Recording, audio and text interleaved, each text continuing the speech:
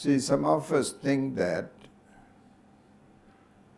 every year it will be another year extended. और हम सभी सोचते हैं हर साल जो है एक और साल बढ़ जाएगा।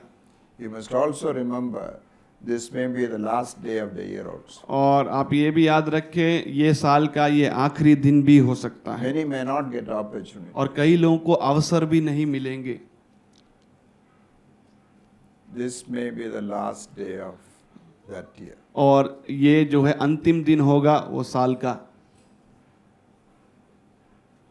Now is the time of salvation. अभी है उद्धार का समय।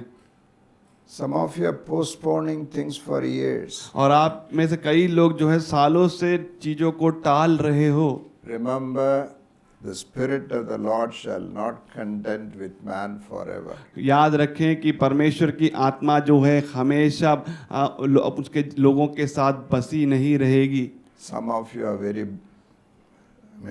what do you call, carelessly postponing. और आप बहुत ही ढीले तरीके से उसे टाल रहे हो। When you wrote that, how long you know that? जब आपने ये लिखा है तो आप कब से ये बात को जानते हो जो अभी लिखा? कब से इसको जानते हो आप? पहले ये नहीं पढ़ा है? No, you know that many times God has convicted you. आपको मालूम है कई बार आपको परमेश्वर ने दोषी ठहराया है। Our tendency is to postpone. लेकिन postpone. हमारी आदत क्या रहती है? टालते रहो, टालते रहो। Your heart can get hardened and you may not be able to return. फिर आपका हृदय कठोर हो जाएगा और आप मन नहीं फिरा पाओगे। What is this? One more chance, brother. एक और मौका मतलब क्या है भाई? Good. But remember also Proverbs 29:1. लेकिन ये भी आप याद रखें नीति वचन 29 का 1। नीति वचन 29 का 1। जो बार बार डांटे जाने पर भी हट करता है वो अचानक नष्ट हो जाएगा और उसका कोई भी उपाय काम ना आएगा। Remember, all of us.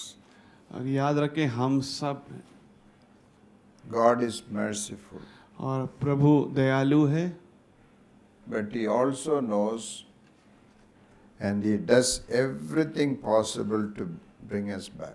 और वो जानता भी है और वो सब कुछ करता है कि हमें वो वापस If लेके you आए। continue to reject it, अगर आप निरंतर उसका तिरस्कार करें, how many years you were involved in something which you knew was wrong? आप कितने वर्षों तक एक चीज से जुड़े हुए थे जो आपको मालूम था कि ये गलत है। During that time, many things happened to harden you. तो कई बातें घटित हुई कि आपका हृदय कठोर हो जाए। But now, you are still able to realize to come back. अभी आप ये एहसास कर पा रहे हो कि मुझे वापस आना है। Fall at His feet and cry out. दंडवत हो जाएं उसके पैरों में और आप रोएं।